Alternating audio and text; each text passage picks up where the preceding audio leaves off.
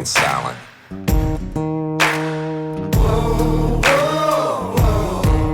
Anything you say can and will be used against you in a court of law. You have the right to an attorney prior to and during any questioning. You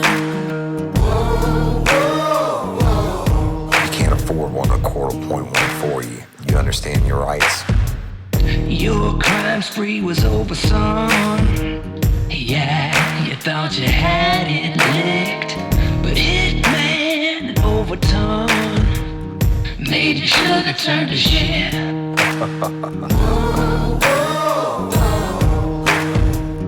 Get ready, you're gonna do time. Real life, real crime. Warning.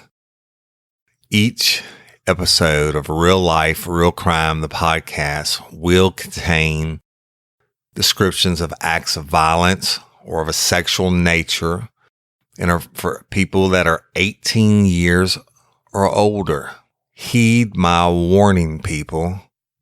I do not get the facts of these cases off the internet or from some television show. These facts I'm retelling were presented to me by the victims of the crime or the perpetrators who committed the crimes. My descriptions of the crime scenes are what I saw with my own two eyes. If you are going to get offended, turn this podcast off now. Thank you. Hello, everybody, and welcome to this episode of Real Life, Real Crime, the podcast. I'm Woody Overton, your host, my co-host, Jim the Hitman Rathman. What's up, Jim? What's going on, Woody? Hope you're doing well, buddy. How's everybody out there today? Well, I hope everybody's doing well. Y'all, we want to talk about a couple things real quick before we begin the episode today. And the episode today is titled "Officers Down," and we feel like we needed to do something to talk about what's going on in the culture of the world today and with officers and stuff like that. But we'll get to that in a minute. I'm going to give a real quick shout out to our friends at Bomb Deals and promo codes. Y'all look them up on Facebook. They have their own webpage now. They have over 76,000 members and they're just a year old. But it's this, they list all these codes that they get from Amazon, and you get in, like 80% off and stuff like that. But they even, if you get some of them just right, you get freebies. I got an alert about a freebie the other day, Jim, and believe it or not, I got 96 keychains. I know who needs 96 keychains, but hell, it was free. It was something that works out when they put up these codes, and anyway, it's pretty awesome. So, Jim, they are fantastic. But you know what's great? It's actually addicting because I never knew anything about it beforehand, and then I started following them weeks ago, and then all of a sudden, next thing you know, I find myself looking at their deals nonstop, and I got my wife involved with it now, and it's crazy. Freaking fantastic. And I've been up at the cabin, and I had been with Cindy, and the girls told me, to check and see if the freebies ship, because sometimes if they don't, that they realize they messed up or whatever, and so when I go to check, I said, how do you do that? And they said, go to your orders and check. Well, I go to orders, and good Lord, my wife's been going crazy on there with all the orders that she's made. But you get stuff for 80% off. It's just crazy. But a lot of this is stuff that we really use, and it's pretty amazing. I think they're actually going to be on Channel 9 this week on WAFB in Baton Rouge, because it's 76,000 members and growing daily, and it's just a really cool thing. And they're good friends of ours. It's 4 beautiful ladies from Livingston Parish, and they're awesome. They're sweethearts and very interactive with their fans. But they absolutely blown up Real Life, Real Crime, and they always talking about us, and they talked about us in their lives and stuff like that. And we just appreciate y'all, and just wanted to let everybody know. If you don't know about that stuff, you need to go check it out, because it's pretty outrageous, some of the things that they have, the deals that they have. So anyway, let's see. What else, Jim? You want to talk about the live show?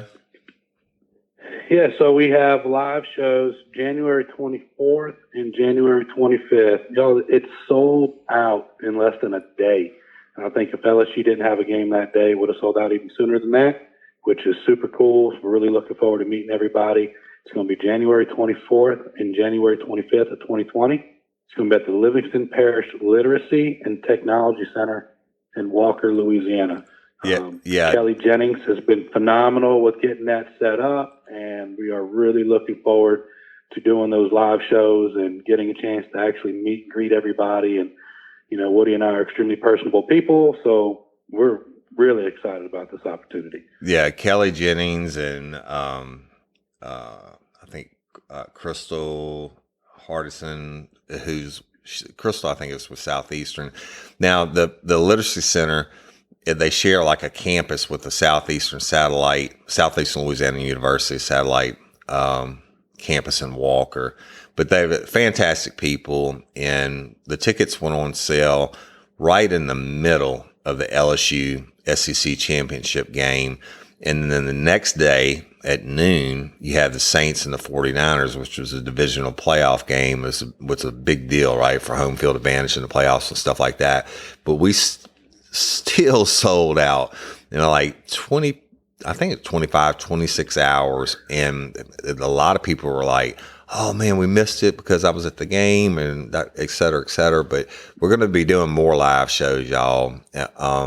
So this will be our first one, naturally. And we got some really, really cool shirts made up. They're going to be posted on the crew page and our websites and all that sometime later this evening. These shirts were designed by Blue Line Graphics, which is Brad and Tanya Truel, who I actually stood in their wedding in Brad's career law enforcement, still is, with the Iberville Parish Sheriff's Office. Both Jim and I worked with him. In fact, which episode? There's actually a Patreon episode that we did. Oh, was it Patreon? Where I talked about Brad. Yeah. It was the Patreon episode, Knockout. Okay. Is that what we called it? I know which one it was, but what's his name with the knife? But yeah, I don't remember if that was patron or regular.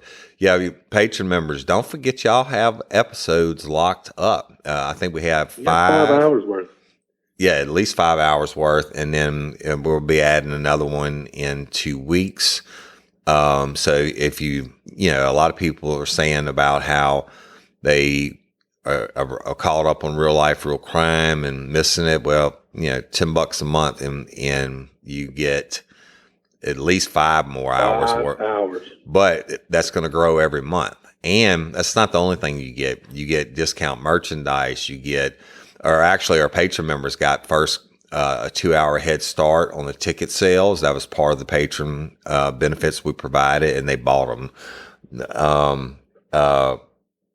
Merchandise, and you get stickers, just all kinds of stuff. Go to our website and look it up, or go to Patreon and look it up, and the different tiers tell you what the different benefits are that you get. And it's hugely important to us, y'all, to help us support us financially to be able to do this show. And of course, Jim and I both have full-time jobs and stuff like that. But the patron money helps us to be able to spend the time that we do on Real Life, Real Crime, and it's invaluable. And I think we give a lot of benefits. Now, patron members, you've got to keep up with your benefits. That being said, there's a lot of y'all that are owed phone calls and different things. We can't keep up with everybody because we're not full time, and we can't keep up with everybody's benefits. My wife does a fantastic job on getting stuff mailed out every day. But y'all gotta just send us a message and say, hey, you know what? It's been 2 months and I'm owed whatever, and we'll get it to you. So we love y'all and we appreciate you. Well, I mean, if you think about it, 5 hours of listening to the Cajun Queen and all his one-liners is worth that entertainment. These one-liners are pretty damn good, and he's got a few more in there, and those Patreon ones that'll have you laughing your ass off. Because I think back on it right now, and I'm already starting to laugh. So worth it. I don't even know when I say that shit, man.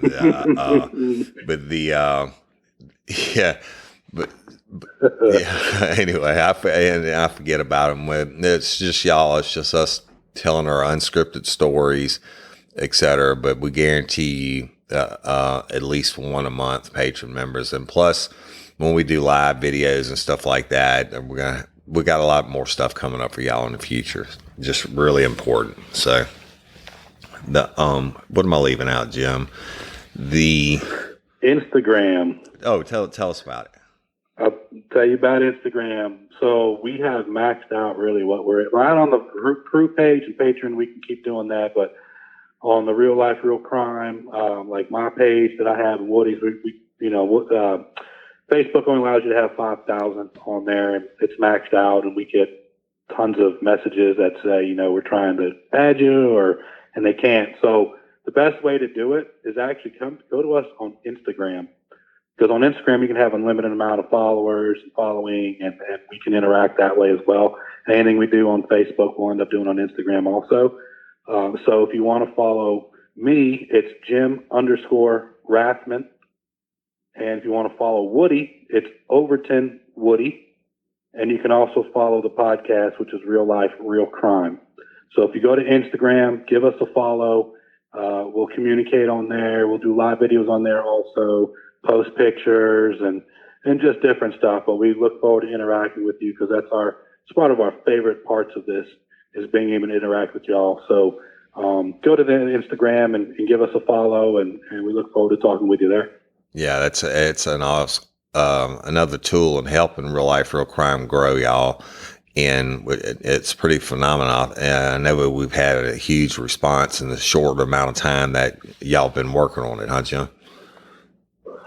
Huge. Let's see. We've got over 1,000 followers for the Real Life Real Crime one in just a matter of, about 10 days, 14 days.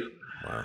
Well, so it's definitely starting to grow. And then our individual ones are growing as well for the podcast, several hundred.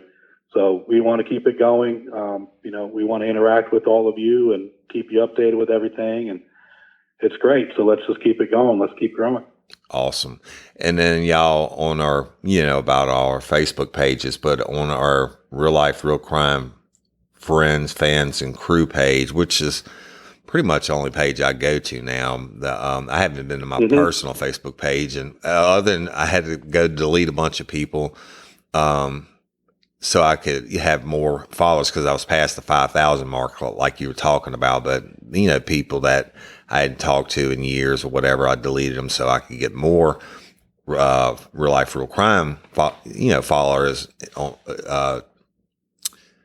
to accept their friend requests. But on the crew page, we passed over 10,200 members this morning. So y'all need to check it out. If you like Real Life Real Crime, go there. It's a lot of sharing that the members share and that we share and stuff. And there's a lot of true crime information on there, et cetera. It's really cool. And it's a private closed group. So you have to send a request to be added, and our Dream Team moderators will get you added. And Dream Team, we love y'all, the best moderators in the world. And then we have the Real Life Real Crime Lanyap page, which is over 1,000 something members now itself, and that's for anything that's not true crime related. If you want to post videos or recipes, if you sell candles, you sell stuff, whatever you want to do, you can put on there, and we appreciate it. And then we have our regular Real Life Real Crime page, which I'm be honest with you, I hadn't been to it other than to post our episodes when they drop. I hadn't been to it in forever. I think everybody's on the crew page. So y'all can, which is great. Yeah. We can grow that crew page as big as we want. So let's keep growing that one. Right. And the Instagram, it's our the personal pages that we have for Real Life Real Crime you're maxed out at 5,000. Right. So I can go on there and try to delete again, and they keep adding more crew members and so on. But yeah. But Instagram, give us a shout on Instagram. Yeah, Instagram's a really cool thing, and I'm excited to see how big you can get it. And Jim is spearheading that with another one of their Dream Team moderators. But so yeah, y'all check that out and check out all our stuff. And if you would leave us a review wherever you listen, like us, subscribe to us. That's one thing I haven't been saying, Jim, is subscribe so that automatically when the episodes are dropped, they'll get it. Like when we didn't have to, when we pulled the Courtney Coco episode about who the shitbags are that murdered her. When I pulled that episode, everybody that was subscribed to Real Life Real Crime got it, and whether they had listened to it right away or not. So y'all go subscribe to us. And then if you would leave us a review, especially on iTunes, it does something with the algorithm to help bump us up in the search engines. I think we have like 12 or 1,300 reviews, which is a lot for iTunes because it's not the biggest platform by far for podcasts, but it helps us out. So if y'all would do that, we'd appreciate it. And we love all you lifers. And we appreciate your support. And it doesn't matter if you can't be a patron, just like us and share us, and we just appreciate y'all. So the one more thing, real quick, Jim, that we have a lifer, Amanda Gambino, who's a hairstylist in Baton Rouge, and every client that she has that sits in her chair, she makes them download Real Life Real Crime, whether they listen to it or not, or she won't cut their hair. And she's a sweetheart. She's a sweetheart, but her husband, Dre Gambino, is a rapper out of Baton Rouge, but he's like a Christian rapper. He's not a thug life rapper, etc. At the end of today's episode, we're going to play one of his songs. It's called 10 Toes. And so we'll get that up. Y'all give him a listen and a like and all that. And again, thanks to Toby and Shelly Tomplay for our intro music. And we also want to thank Chase Tyler and the Chase Tyler Band for they're constantly supporting us and blowing us up. And, y'all listen to all of them. They're all great people. All right. They're all incredibly talented. Yes, they are. We're blessed, man. We got such a I don't know, a gumbo of different fans that have different professions. It's really crazy. And across the world, y'all, 126 countries across the world. So anyway, give some love to Australia. They're huge. Oh yeah. I don't think I got to tell you this last night, Jim. They were talking about that we actually have someone who's trying to set up a 4-city tour for Real Life Real Crime in Australia. It would be sometime in late 2020. But they're looking at venues and for live shows for us to go over and do a series of live shows. But we'll get to that, and we'll talk about that later on. It'll be later on in 2020. But yeah, we love our Australians.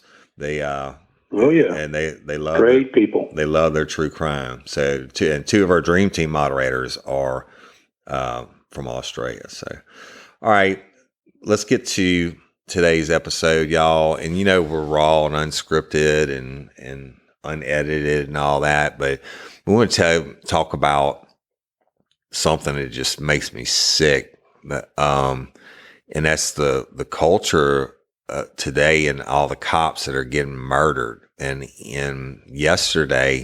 just yesterday, Jim, alone, I think I had 2 or 3 different lifers private message me about friends of theirs that were cops that got killed yesterday. And I was like, you know what? And you and I had talked about this just last week. And I said, we need to talk about an episode where we worked, cop shootings, et cetera, but just bring some attention to the heroes that go out there every day.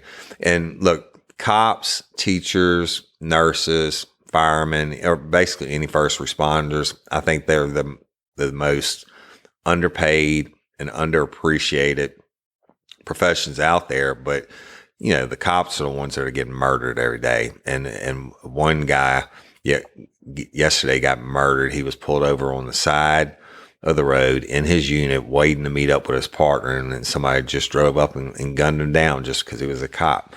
And it just doesn't make any sense to me, man. That it just hurts my heart. The people are getting killed, and we could talk about this forever. Like the Baton Rouge shootings, all the cops got killed, and we'll do something on that one day. But we just wanted to touch on it. Go ahead, Jim. There's an unnecessary war on cops, and it just doesn't need to be. They're out there to try to help people. There's good and bad in every profession you have, but I will sit here and say that all the law enforcement professionals out there do the job because they love their community. They love the people that they serve. They're there to help and protect, because when you have your worst moments, no matter how bad those moments are, they're the ones that are racing to get to you to provide you help. So whether you've treated them poorly in the past or you've treated them great, they're coming. Yeah. And that's their job, and they do it because that's what's in their heart. That's what they believe in. They're just truly dedicated law enforcement professionals, and there's a war against them. Why? Because there's people out there that are doing wrong. They can't stay on the right side of the track, so therefore let's just go ahead and take out a cop. It's ridiculous. Yeah. It's not their problem. And all it's unbelievable. The culture of hatred towards cops nowadays. You know what? I don't know if it's a generational thing or whatever. I mean, if it's a generational thing, you could blame it on dumbasses that eat the Tide Pods and shit, make videos, right? Or the jackasses that open up the Bluebell ice cream in the store and lick it and then put it back in the thing. I mean, that's just being fucking stupid. But killing cops just because it's the cool thing to do, and I mean, what in the hell's gone wrong with this world, man? Just a bunch of desensitized people that just lost their moral compass, and or never had I could one. sit here and think back to when I was working the road and in uniform, and hell, I'll never forget. I'll tell you where it was at, Freedom Fuel on 190 in Burgess, if you remember that station there. I remember going there one day, and I bought a Gatorade, and I was talking with somebody, and a guy comes in that I have had foot pursuits with before. And he looks over and he sees me, and just where I happen to be talking at, yes, I was close to where the donuts are where you can grab them. Who cares? So he ends up saying to me, he goes, "Oh, look at that, next to the donuts. That's a shocker." I was like, "Yeah, but I had no problem catching you." Yeah. And they just constantly like to throw the zingers out there. They constantly like to treat you like trash. They don't want to serve you nowadays. They put stuff in your food. Oh, that's crazy Why? shit. Yeah. The writing, on somebody the other day, a cop got something for Starbucks or whatever, and they wrote pig on the side of their cup, right? I mean, I guess it's just different, man, for me, because I remember when it was an honorable profession. I remember times rolling through the hood or the barrio, and I knew everybody, right? And certainly I went down there and arrested a hell of a lot of people. They called me on the street the wolves. They said I was always down there hunting. But here's the deal: I've been in fights down there where I had no backup, where the citizens came out and helped me. Because I didn't fuck them over. But if I was getting after somebody, it was because they were, dealing dope and stuff like that. But nowadays, shit, you couldn't pay me to go in there, and people getting shot. Well, I mean, just crazy, man. Executing. So I want to go ahead, finish up. No, I got some of them are like just straight up fucking executions. Then you got to mention them. You know what? Yeah, all those fuckers that hate cops like that and want to kill them. They all hate them and want to kill them until they need one day. Yeah, You know, I'll tell you this. This is one of the trends that I saw, and I know all the law enforcement officers out there that are listening to this are going to know exactly what I'm talking about when I mention this. But one of the things that I noticed, one of the problems I see today is that a lot of people are scared of law enforcement. They're scared of law enforcement because of what they're told growing up. And I can't tell you how many times I've been somewhere where I've had a parent go, hey, my kid didn't want to do, you know, whatever, homework, or didn't want to do this or that, and say, can you tell them what will happen if they get in trouble? Put them in handcuffs. Yeah, right. And I would just look at the parents and I would say, no, I'm not going to put him in handcuffs, because then he grows up being scared of us. He doesn't need to. Right. Instead, what I do is I'd squat down and talk to the kid and just chat with them. Yeah. Because I don't want them to be scared. And I'll tell you what I did with my children when they were younger and they look at a police officer. Everybody's always nervous and scared. No, I'd have my son walk up to a police officer and shake their hand and say, thank you for protecting us. Absolutely. And you know what? You'll find out that a lot of police officers are very human. They have children too. Right. We're not there to put people in handcuffs unless we have to put somebody in handcuffs. Right. You know, and that's the trend right there. Why should we sit there and tell your kid we're going to lock them up for not going to school or for doing this or for doing that? Just makes them scared of us, and it's creating a culture of kids and people that grow up to be adults do the same damn thing. Yeah. Police officers, we don't go out to work every day to say, hey, we're going to put everybody we meet in handcuffs. Yeah. We're going to put those necessary in handcuffs. But we'd rather have great contact with the community and not have to put anybody in handcuffs. That would be a great world. Yeah, we helped a whole lot more people than we hurt, you know, and that's why I used to train the young cops. You know, you don't have to go out of your way to be an asshole to somebody, because there's enough legitimate assholes out there that give you a reason to put your hands on them or do whatever it is, you know. And I mean, go out there and help people when you can. You know, if you can't help them, don't hurt them. But I mean, you got to do your job. So I don't know, but I think let's talk about. I think, Jim, at the beginning of this week, it was like 119 cops have been killed in the line of duty so far this year. 119 people who got up, went to work to support their family or themselves, and never came home that night. And I mean, and that's more than 2 a week. It's just crazy. I don't know. That's actually one every 2 or 3 days. Right. I mean, and none of them are getting rich, y'all. So just think about that. And I think about what's going to happen. You know, like in Chicago, and we have some lifers that are cops in Chicago, and where the culture is so bad and all the shootings are so bad and everything, that the cops are quitting rolling into the neighborhoods, because I mean, you know, getting shot at and everything. They don't quit, but they're more reluctant to do actual policing because of the hatred towards cops and stuff like that. And I mean, what's going to happen one day, people? I mean, look at those videos in New York City when they're dumping water on the police officers just for walking through the area. Right. So what's going to happen is you're going to find there are going to be less people wanting to be law enforcement professionals. And what's going to happen one day when you don't have enough people to man the streets, to be the blue wall? And, you know, a lot of people think the blue wall is a derogatory term, but actually it's not. It's the wall that separates good from evil. And, you know, keep fucking around, keep doing it. And you know, it gets much worse than it is. You won't be able to get anybody to be a cop anymore. You know, between the pay and the hazards and people executing them or shooting them, and just the hatred, spitting in their food and everything else. Keep fucking around, America, and see what happens. Yep, that's right. Anyway, so today's episode is Officers Down, and we are going to tell you. Sorry, I was looking at something, Jim. We're going to tell you a story that happened when Jim and I were working as partners. And Jim, I'll let you take the lead on, and I'll cut in and out on you. Nothing worse for a cop to hear over the radio than officer down. And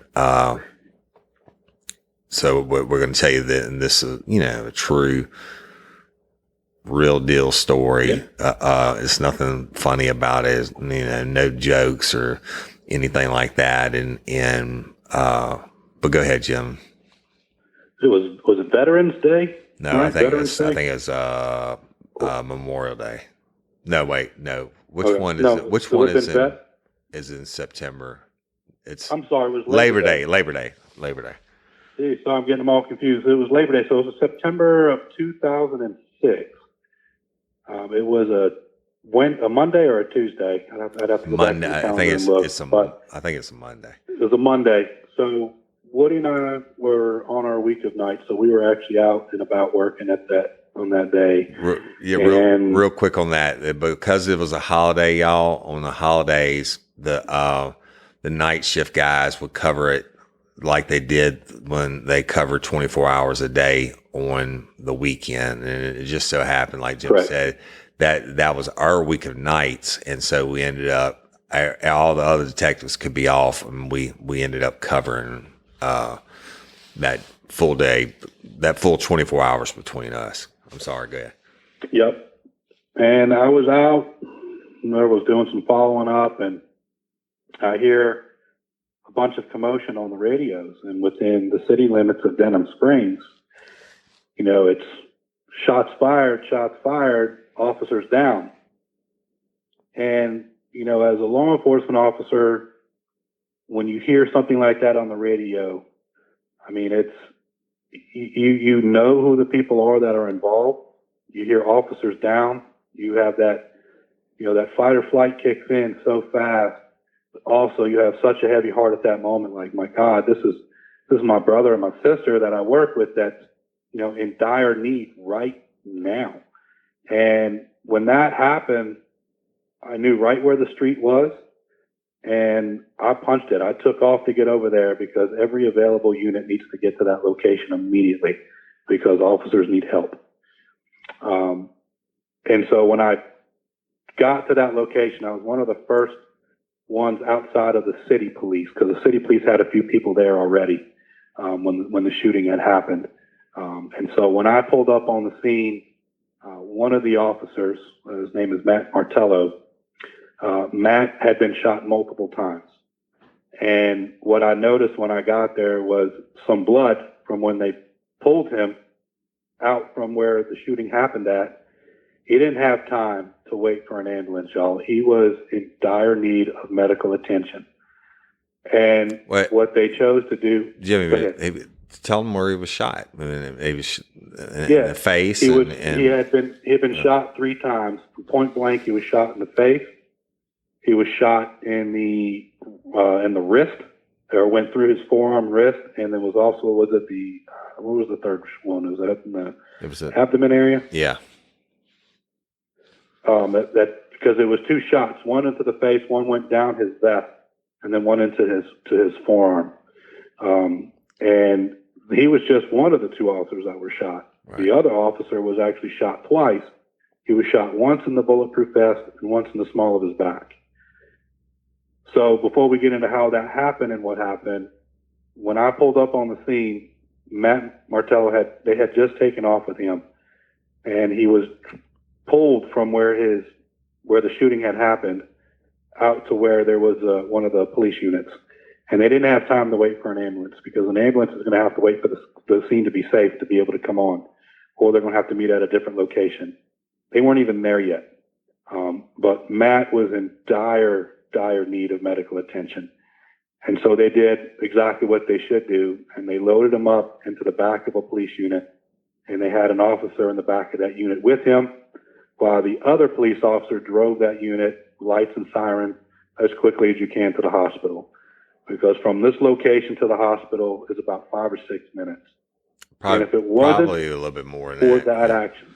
Yeah, but go ahead. I said it's probably a little bit further than that, because the closest one at that time was across the river in Baton Rouge at Alpha O'Neill. Alpha O'Neill, that's right. Yeah.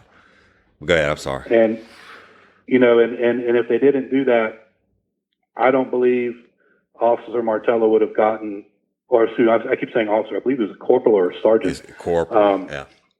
Corporal, I don't believe he would have gotten the medical attention he needed in time if he had waited on an ambulance. So that action by his law enforcement brothers saved his life in doing that, because they were able to rush straight to the hospital, straight, you know, into to pull right in. They're waiting and get him that medical attention right away. Straight into but surgery. That's the chaos that I saw when I first got onto the scene. Yeah. So go ahead, Woody. They had to rush him straight into surgery, and the hours of surgery. Yeah, I mean, like, I think should have went on. He's had multiple surgeries since, I believe, and all, but but I don't know. I mean, you know, that's it. I mean, and Hooter, like you said, was shot, and they give it a little bit of background on him. Go ahead. No, go ahead. Well, I hadn't mentioned who the second officer was. Oh, I'm sorry. That day, that was Officer David Hooter. David was the second officer shot in that. He was shot twice, once in the vest and once in the small of his back. And it was actually David Hooter that was able to turn and fire off a shot, which killed the suspect. So we need to paint a picture of what happened, what led up to that. Right. And I'm going to let Woody talk about it, because the person we're speaking about that was killed in this whole incident, there was a lot of stuff that led up to this. And I'm going to let Woody talk about that. Okay, I'm going to tell you real quick. I had worked with Hooter when he first came to Livingston. He came from Georgia. I forget what part of Georgia. I think right there outside of, no, I think it was right outside of Chattanooga, because I remember telling him that I had lived in Chattanooga or whatever. I can't remember the name of that city now. But anyway, Hooter was an Army vet, like Jim and myself. And he first went to, we worked the street together in uniform patrol for the sheriff's office on the night shift. And then he later on would move to Denham Springs City PD. Hooter's a great guy. You know, he was a good law enforcement professional. I mean, he didn't ever get too excited or whatever. And, you know, he wasn't one of the guys that needed the badge to feel like a man or whatever. He was just a good, solid cop. And the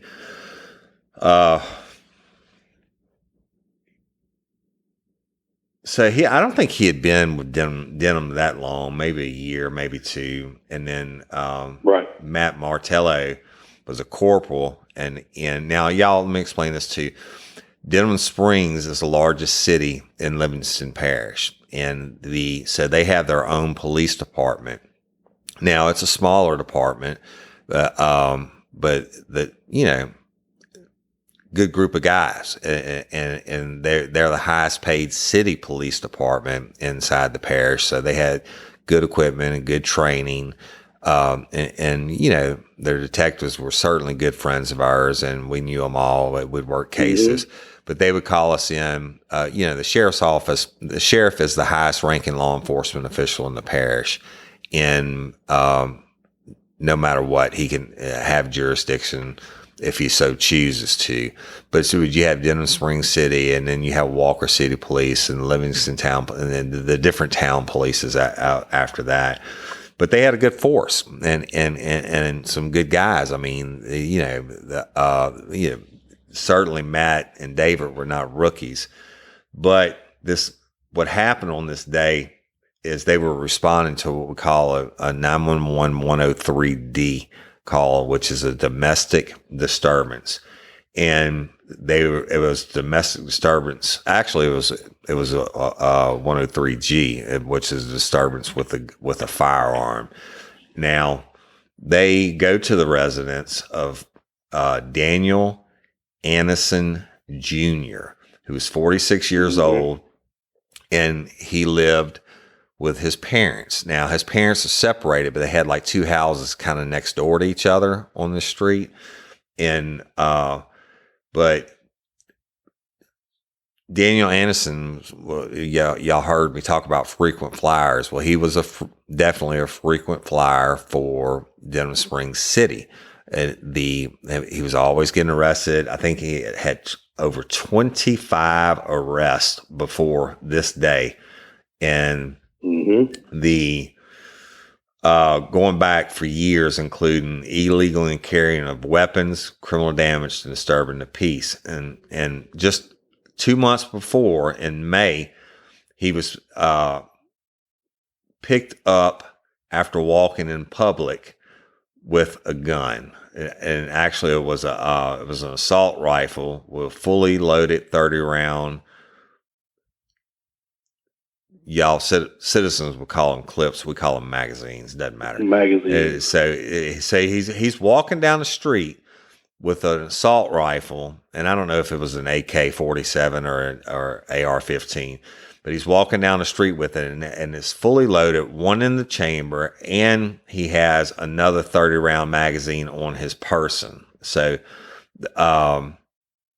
he has had a history of mental illness also, but I mean, so they knew. When they get the call of 103G at their house, first of all, they'll be like, "Ah, shit, we're going over here again." Certainly, he had never shot any of them or anything like that. But they know that, hey, they probably call many, many calls a year out there. The parents were, like I said, were split up, and this guy is an adult now, and he has a history of mental illness. And on this day, he was off his meds, evidently, his mom said, and he was threatening, et cetera. The day before, she had found another rifle that he had gotten his hands on somehow, and she hid it from him. Well, what she didn't know on this day was that he had found, or I don't know, he had procured. He may have had it. Yeah, somehow he had a 40 caliber pistol, a handgun, that his mom did know about, but he was just being all irate and shit and raising hell. And they knew when it got to that point, she called 911, and then she called her ex-husband, his dad, and it's like, hey, he's out the box again, So, Hooter and Matt roll up, and as they're walking up to the door, Matt was in front of Hooter, and the mom goes to open the door. When she goes to open the door,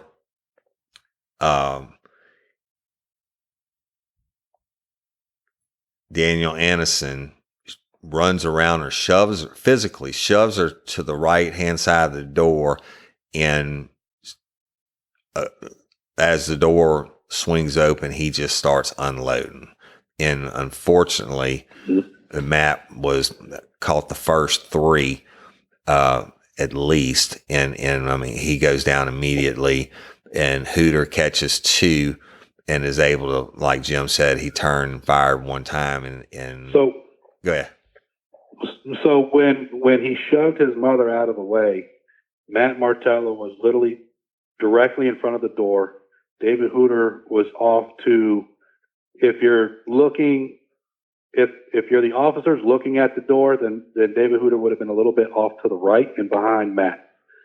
And when the gun came out, he pointed straight out, fired the first round, which hit Corporal Martello in the face. He shot again and again. And so one of them went down his vest, and then the other one went through his forearm. And so he drops right away. So right when the gunshots happen, David Hooter, as anybody would do, you start to get behind something. You have to. You can't just stand there. It's known as a fatal funnel. So you have to find some way. So he retreated in order to be able to get out of the way, to be able to fire back. And so before he could even turn to run, he took his first shot in the chest with the vest. Then as he turned to retreat back, there was a wooden fence that went around the house. That's right, little picket fence. the picket fence, and he was trying to get past it. And granted, bullets can go right through wood, but it's harder to hit somebody if you can't see exactly where they're at. Right. But he's retreating out of there. He takes the second round in the small of his back. Mm-hmm. Now, we know that the guy fired more times at David Hooter because it ended up into the wood of the picket fence. Right. When David got to where the door is to come into that picket fence, he was able to turn and he fired a single shot. And that single shot hit Daniel directly in the heart. Yep. And it dropped him right there. He was deceased before he ever even hit the ground. Right. And it was just one shot. Now, here's the heroic part of this, and this is where the bond, Woody and I have talked about previously, there's a bond that you have with your law enforcement friends or people that you work with. There's that bond in the military. There's no closer bond that you're going to have with somebody than someone that actually protects your life, that you're putting your life in their hand. And in this particular case, keep this in mind, David Hooter has now been shot twice. Now, just because you have a vest on doesn't mean it doesn't hurt. Yeah. It hurts like hell. Right. And he took one dead in the chest, was shot in the small of his back, turned, fired around, which dropped the guy and killed him. But he doesn't completely know, is that guy officially dead or not? Absolutely. But what does he do? Knowing that Corporal Martello is in dire need of help, he then goes tactically, after calling out on the radio of shots fired, officers down, he knows he's been hit. He tactfully went back up towards the door and grabbed Matt and pulled him out of that entire courtyard. Now, for those of you that don't know, there's a difference between, and Matt Martello was not a small guy. No, he's a big guy. He was probably just 6'2", 6'3". At least. He was tall. He was 200 plus pounds plus equipment.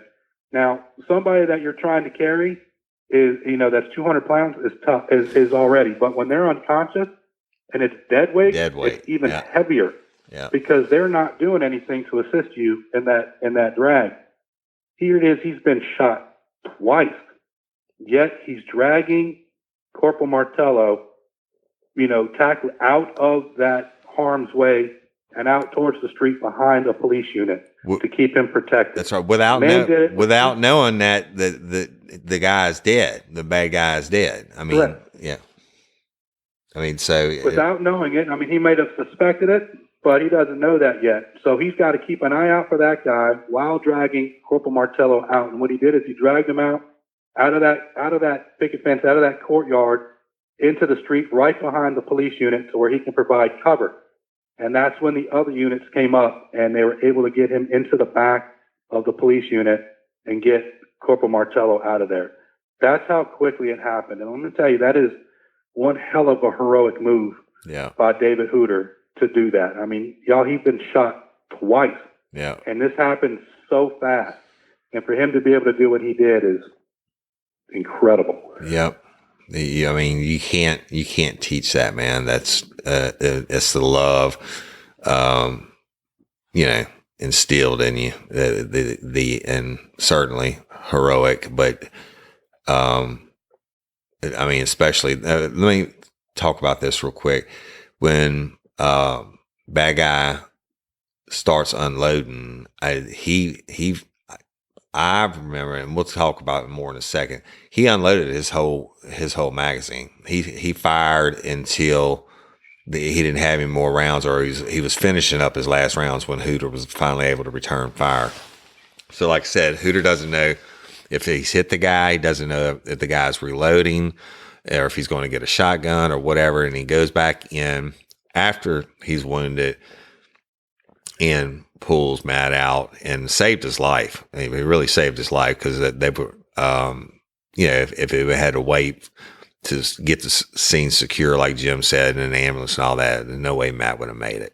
So just some heroic shit. And some very heroic stuff. So we get there. Well, I got the page out on it, and like I said, when Jim and I were partners, we'd split up the weekend or the night part, I wasn't going to call him out unless it was something major, and he wasn't going to call me out unless it was something major. We'd handle it ourselves. Of course, there's nothing more major than this. And so I got the call, and I rolled down. I actually wasn't that far. I didn't live that far away from there at that time. I lived in Watson. And we roll up. The first thing, of course, you've got everybody in the world's coming. You can hear sirens coming from miles. Every cop in the parish, troopers, DPS cops, city cops, Walker Police, Sheriff's Office, town units from all over the parish are coming, because cops are shot. And I mean, it's how you roll. But we have to get there and do what we have to do, which is naturally we took over the scene and worked it, because it's still going to be, it could be homicide. We didn't know that either Hooter or Matt were going to live. And so we had to work it regardless. And so by the time we get there, I met with, I think, Gator was still their lead detective. He ended up being chief not long after that. And Jones, he's a polygraph examiner also. And I think Patrick McNabb was there and whomever else. But when we got there, it said, hey, they said, will y'all take this? And I said, absolutely. And we did what we do, which was, first of all, we made them widen the corridor with crime scene tape. Well, go ahead. One thing to kind of mention too is a lot of times you don't work your own police shootings. You always kind of reach out to somebody else Sure. to do the police shootings, because that way you have somebody that's not directly related Always. to the officers involved. I don't think, almost always, you're going to have an outside agency work your stuff, and that stops lawsuits and stuff like that, and saying it's favoritism or whatever, whatever. So, but if we would have done it anyway, I mean, that's pretty much standard protocol. If any of the towns had a shooting or something like that, we would come in and work it. And just like if it was one of us, the state police would come in and work it. And it's just the way it's done, if it's done properly. So anyway, we come in with first thing we did, and Jim and I got together. I'm like, okay, Jim told me that the guy was 10-7, a bad guy, which means he was dead. And so I told Gator and them, I said, I want blocks cordoned off. Nobody gets in. I don't care if it's the sheriff. I don't care if it's your chief of police. I mean, nobody gets inside the crime scene tape until we get done processing. Of course, we called the Louisiana State Police Crime Lab to come out and collect evidence and do photographs, etc. So go ahead. One of the reasons why the crime scene was getting so much bigger too was, remember, he fired a bunch of rounds at Officer Hooter as he was trying to get his way out, which all those rounds went through that wooden picket fence. So we don't know where those rounds ended up. It could be a block away, could be in somebody's window, could be anywhere. Right. So that crime scene got a lot larger. And I'm going to describe it to you as I see it when I get there, where Jim and I are walking up. It wasn't a tall wooden fence. It was like a half picket fence, a short fence, and it had a little gate in the middle of it. It was it's just a small house, maybe like a 2-bedroom house, and it was a very small yard. Now, I know you cops out there are thinking, well, Martello shouldn't have been standing in front of the door if he was responding to a 103G. Well, you didn't have an option on this one to approach tactical, using tactics, good tactics, because I mean this yard was like miniature size, small, and there's no cover, and between the gate there was no cover, nothing. And between the gate and the front door, it probably wasn't 15, 20 steps. I mean, it's small. So when they had to go through the gate, basically, I think Matt made it through the gate. Hooter's coming in behind him before Hooter may be trying to move off to the right a little bit, and the door just flew open, and he's standing right there. I mean, it point blank unloads on him, and thank God that Matt went down with just 3 rounds, and then Hooter became the target. But anyway, so we walked to the little gate. There's blood everywhere. And I mean, they get you fired up, it's your brother officer's blood or officer's blood. And we were walking up and we go, and the parents had been removed. The mom had been removed from the residence at this time. And we're going in to do our initial assessment, and you walk in the door, and almost in the doorway itself was the bad guy, Anderson, and he's deceased. Shot to the heart, man. I mean, there was no doubt about it. He was dead. And a lot of times on shootings and stuff like that, we let Acadian ambulance come in and run what we call a strip to see if there's any body response. Well, no, this cat was definitely dead. And, so there's no need for that. But there were shell casings everywhere, etc. We let the coroner come in, and I mean, just so he can note it and say, yeah, I confirm he's dead. And then we backed out. Nothing else for us to do other than let the Louisiana State Police Crime Lab guys come in and girls come in and do their stuff and talk to the parents. And so we go to talk to the mom and dad who were divorced, but living, and they stayed living right there close to each other because the son would go back and forth between their houses. And yes, he had a long history of mental illness and all that, but the parents, that was probably, I can't say the easiest one, Jim, that we've ever did, death notification, but I mean, I don't want to say that they were relieved. I mean, I'm sure they were hurting, but they understood. And they were actually, and I'll never forget this, the mom and the dad, we told them and said, yeah, the mom knew anyway, said he's definitely, deceased and sorry for your loss. And all they were concerned about were the cops, were Hooter and Matt. And they were so sorry that it had come to this. And the mom was like, I just took a gun and hid it from him yesterday. And I knew he was getting off his meds again. What would happen is evidently he would get on his meds and he would be doing perfectly fine. And he'd think that he was doing so fine, he didn't need his meds anymore. And he'd start slipping. But I mean, this dude had been doing it forever.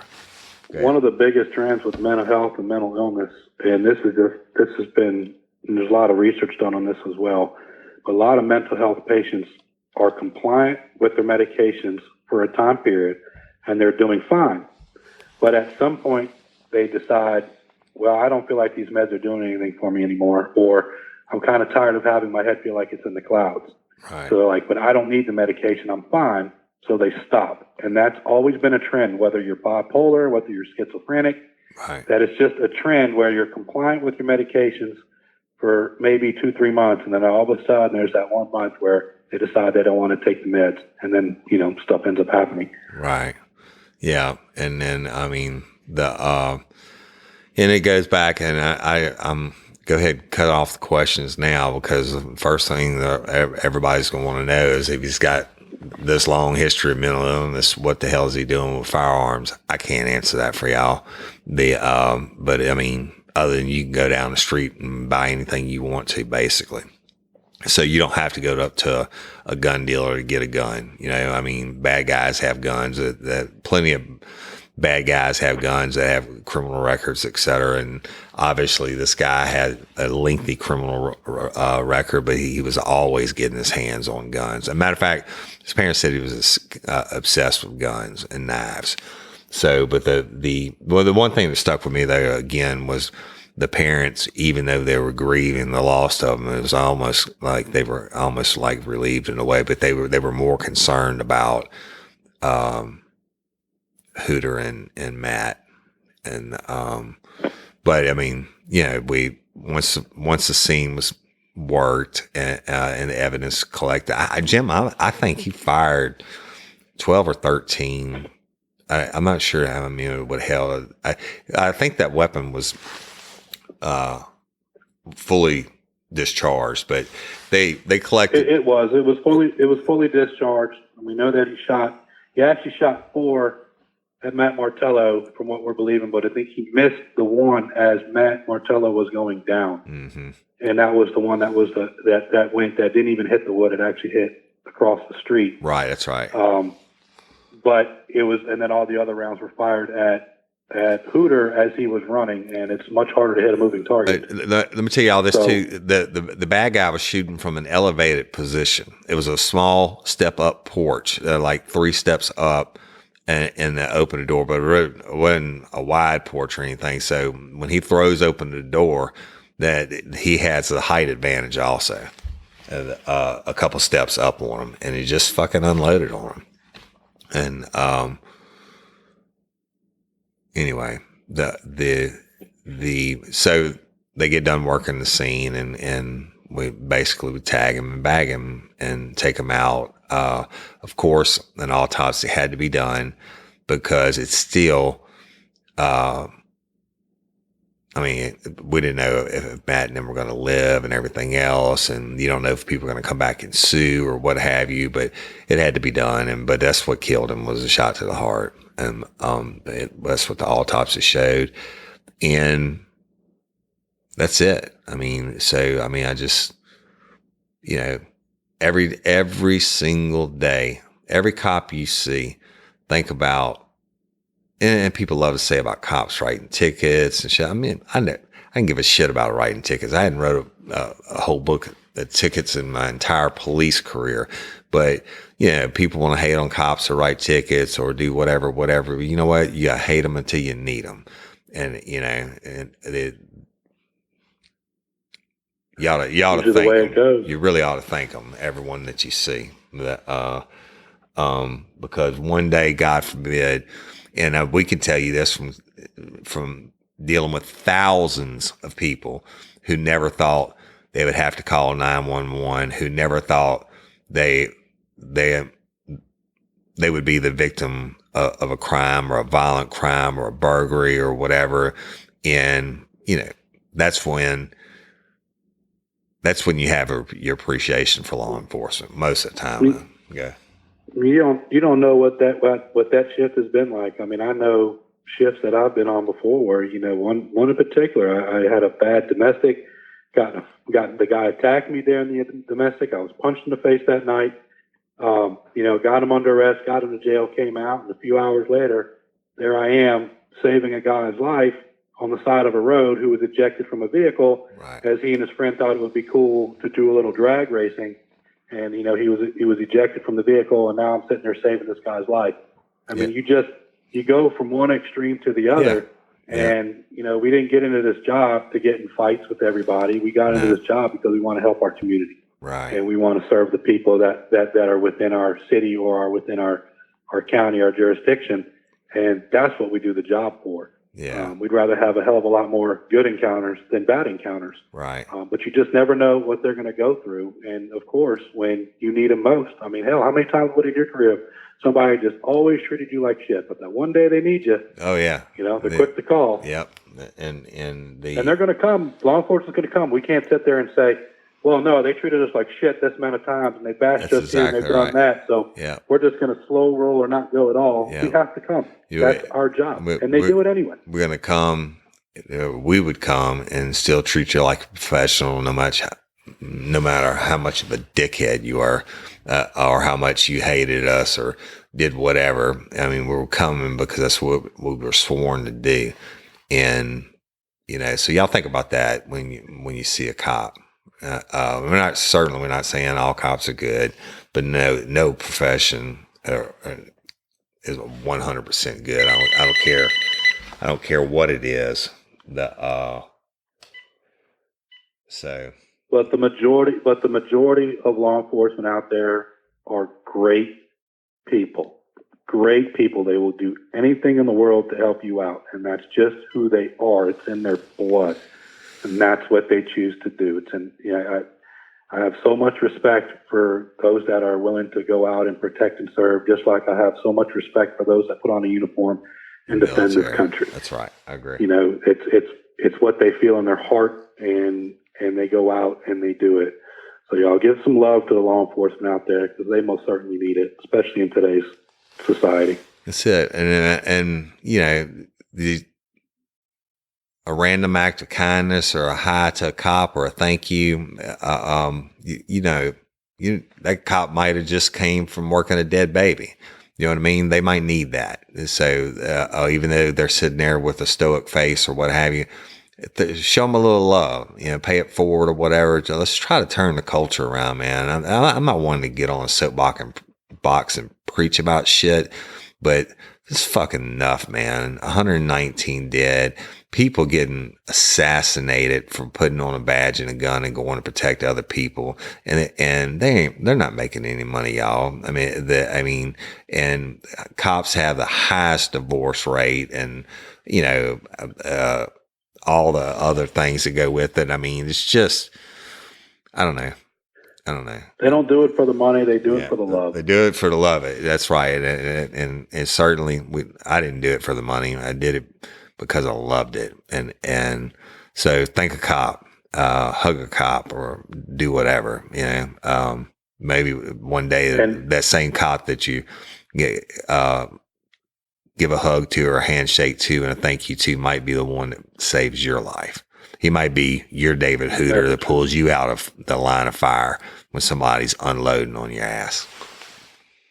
That's the truth. And for those that want to know the status of those two officers, David Hooter made a full recovery, was working. I know he had to take some time off to heal, in his physical therapy and so on, but he came back to work and was able to work again. Matt Martello had some permanent damage that was done to his arms, but he made a full recovery. He made a recovery and was able to come back to the police force. He was more into investigative as opposed to working on the road, because he still was able to have his incredible mind, and was able to still do investigations and be able to help in those areas. And we're just incredibly thankful and grateful that all those on the scene that day and his law enforcement brothers, and I say brothers because there weren't female officers out on this particular scene, but they were able to get him to the hospital and get him that medical treatment. And David Hooter, man, you've done a hell of a job. I haven't talked to you in a while. I love you. We used to have some really good talks, and we even had a good talk a week before this incident happened. But they've done a tremendous job, and so all those involved with that just did great in saving an officer's life. Yeah. And that's it. Yeah. So that's it, y'all. I don't know. Appreciate the love and support from everybody. Yes, we do. We definitely like we told do. you earlier, if you want, 5-6 hours worth of more entertainment, go to the Patreon group, sign up, $10 and up, get on that. You got 5-6 hours worth of entertainment. We keep adding to that. Yeah, and you get all your times a month. You get your free stuff too. I mean, we just got in our new stickers, and I know Cindy's been busy mailing it out to everybody that's owed with our new logo with mine and Jim's name on it.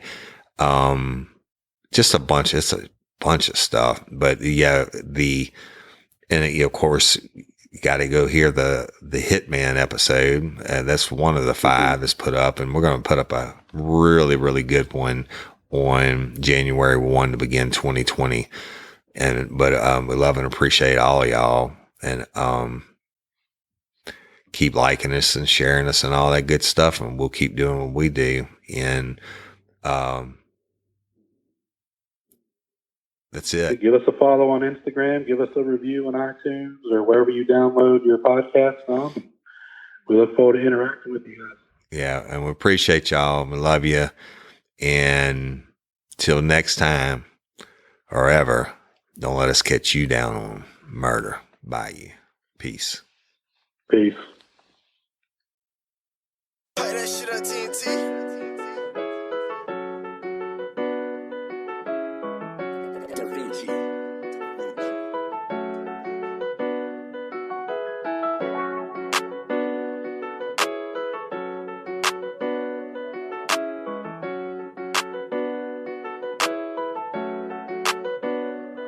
Wish I could run about my life, but it's not a walk in the park. It's like running with a sword in a pitch black dark. I don't know when this gon' end, and I don't know when it started. They keep telling me keep faith, but sometimes I feel heartless. Don't me run up them bands. I don't give a fuck they saying. I just move 4 pounds and never think I'm taking out trash. I was skipping class, clutching Glocks and flipping flags. Posted up, selling hard by the train. Come and try and jack and get your soul snatched. I ain't need no help, pull them cables by my long list. Stomach in my back, if you got it, then I want it. Them coppers question me, but I ain't responding. If they question you, your lying ass, I'll be honest. If I put the iron on you, how ironic. You know, lay you flat like a doormat. It's like it's still where your heart at. Lord, protect my soul. Hug me tight and don't you let me go. Don't you let me go, yeah. Lord, protect my soul. Be quick to judge and don't know where I've been. Lord, protect my soul. Hug me tight and don't you let me go. Don't you let me go. Lord, protect my soul. Be quick to judge and don't know where I've been. Wish I could run about my life, but it's not a walk in the park. It's like running with a sword in a pitch black dark. I don't know when this gon' end, and I don't know when it started. They keep telling me keep faith, but sometimes I feel heartless. Now, child, you know you better watch out. These streets are only about heartache and heartbreak will bring you down if you let it. You better tote a gun at all times. My city is deadly. We live like DMX and eyes out belly. You say it's smoke, but I don't choke. Watch how I French your head. I see some shit I'm taking to my grave. I never tell you. Say what you want, but niggas know that I don't mind being a felon. No need to deck them up the Glock. I'm trying to real life stretch. Plastic attitudes around here get them real life melted. Wish I could run about my life, but it's not a walk in the park. It's like running with a sword in a pitch black dark. I don't know when this gon' end, and I don't know when it started. They keep telling me keep faith, but sometimes I feel heartless.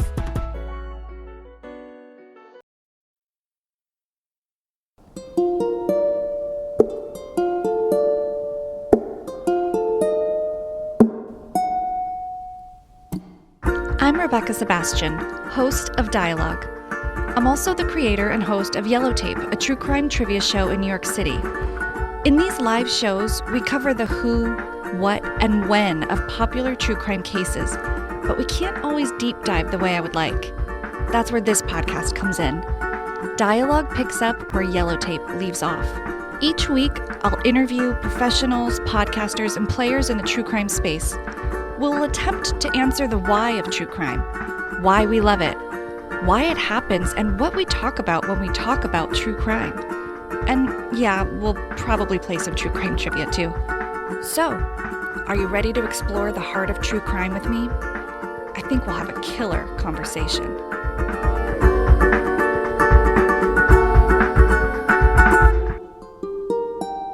Be sure to subscribe to Dialogue on iTunes today and download the premiere episode of Dialogue wherever you listen to podcasts starting July 31st.